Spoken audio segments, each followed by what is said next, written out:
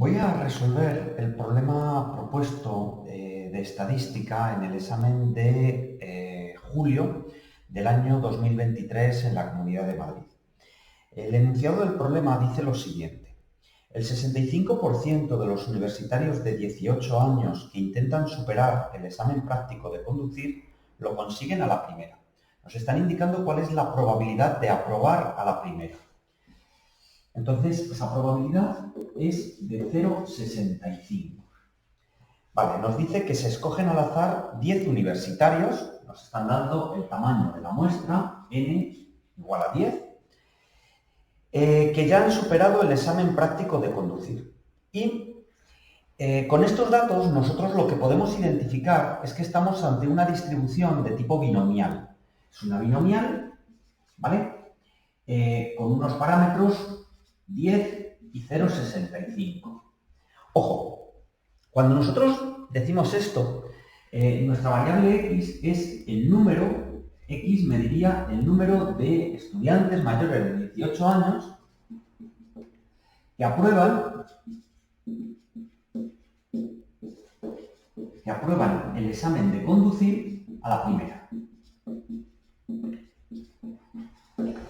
Entonces, nosotros tendríamos que x sigue una distribución binomial 10, 0,65.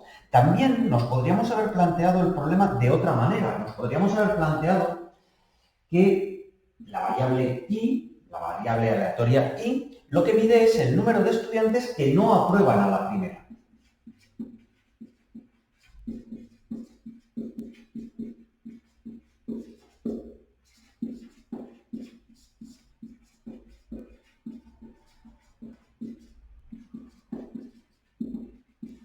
Y en este caso, lo que tendríamos es que nuestra variable y sigue una distribución binomial 10, pero ahora la probabilidad es 0,35. Es decir, si la de aprobar era 0,65, la de no aprobar será la complementaria, será 0,35. Lo planteo de las dos maneras porque este, igual que otros problemas que se proponen en la EBAU, nos da la opción de trabajar con cualquiera de las dos variables. Fijaros, la primera pregunta lo que nos dice es que calculemos la probabilidad de que exactamente 3 de ellos necesitarán más de un intento. Es decir, que 3 de ellos no aprueban a la primera. Entonces, nosotros eso nos lo podemos plantear con esta variable, la probabilidad de que y sea igual a 3. Vale, yo voy a poner aquí cuál es la probabilidad de x igual a k cuando tenemos una binomial, que es n sobre k por p elevado a k y 1 menos p elevado a n menos k. En este caso, lo que tendríamos sería 10 sobre 3, p vale 0,35, 0,35 elevado a 3 y 0,65 elevado a 7. Nosotros metemos estos datos en la calculadora y nos da la solución. Claro, cuando nos dicen...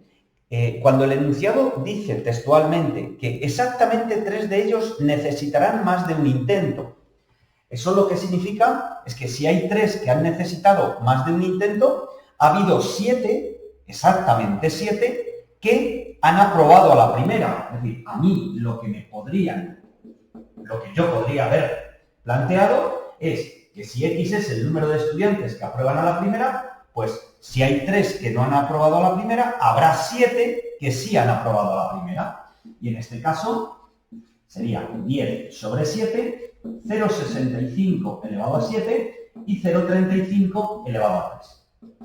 ¿Vale? Esto simplemente es meter este dato en la calculadora. ¿Vale? Tenemos el número combinatorio, 10 sobre 7, 0,65 elevado a 7 y luego 0,35 elevado a 3, ¿vale? El valor que me da aquí es 0,2522, he redondeado al cuarto decimal, ¿vale? La solución de este apartado, haciéndolo por aquí, sería exactamente la misma, 0,2522. Es decir, da igual como lo planteemos, lo único que tenemos que entender bien lo que dice el enunciado. El segundo apartado me dice que calculemos la probabilidad de que alguno de ellos haya necesitado más de un intento. A ver, que alguno de ellos haya necesitado más de un intento, en este caso si yo me voy porque no aprueban a la primera, alguno de ellos ha necesitado más de un intento, lo que significa es que me están pidiendo la probabilidad de que el número de ellos sea mayor que 0. ¿Vale? Eso es lo que me están pidiendo. Es decir, me estarían pidiendo que haya, pues, 1, 2, 3, 4 que no hayan aprobado a la primera. Bueno, si yo me planteo esto, el problema aquí es que tendríamos que estudiar i igual a 1, 2, 3, pero podemos trabajar con el suceso contrario. 1 menos la probabilidad de i igual a 0. En este caso sería 1 menos 10 sobre 0, 0,35 elevado a 0 y 0,65 elevado a 10. ¿Vale? Lo mismo que hemos hecho antes. Cogemos la calculadora y pues, el valor que nos dé esto. Es decir, al hacer este resultado, esto me da 0,9865. Lo podríamos haber planteado desde el punto de vista del número de estudiantes que aprueban a la primera. Si a mí el enunciado lo que me está diciendo es la probabilidad de que alguno de ellos haya necesitado más de un intento, lo que me está diciendo es que nosotros podríamos haber estudiado ¿el qué? Pues el suceso contrario a que todos hayan aprobado a la primera. Es decir, yo podría haber hecho probabilidad de todos, que no todos han aprobado a la primera. Entonces, este suceso es 1 menos la probabilidad de x igual a 10. Y cuando resolvemos esto sería 10 sobre 10, 0,65 elevado a 10 y 0,35 elevado a 0. El resultado de hacer esta operación va a ser exactamente el mismo que si hubiéramos trabajado por aquí. ¿Vale? El resultado es igual. El tercer apartado nos pide que aproximando por una distribución normal determinemos la probabilidad de que dados 60 de estos universitarios, como mínimo la mitad superase el examen práctico de conducir a la primera. Bueno, como hablamos de superar el examen a la primera, yo voy a hacer la aproximación de la binomial a la normal desde aquí. Nosotros tenemos una distribución binomial 10, 0,65. Ahora lo que me dicen es que haya 60 estudiantes. Es decir, lo que nos piden ahora es determinar la probabilidad de que dados 60, es decir, ahora nuestro tamaño muestral no va a ser 10, va a ser 60, ¿vale? Y como mínimo la mitad superase el examen a la primera. Es decir, nosotros lo que tenemos no es 10, es 60, y lo que me están pidiendo es que como mínimo la mitad, es decir, que haya 30 o más que han superado el examen a la primera. Bien, cuando nosotros tenemos una binomial 60, 0,65 para comprobar si nosotros podemos aproximar esta binomial a una normal, se tienen que dar una serie de condiciones.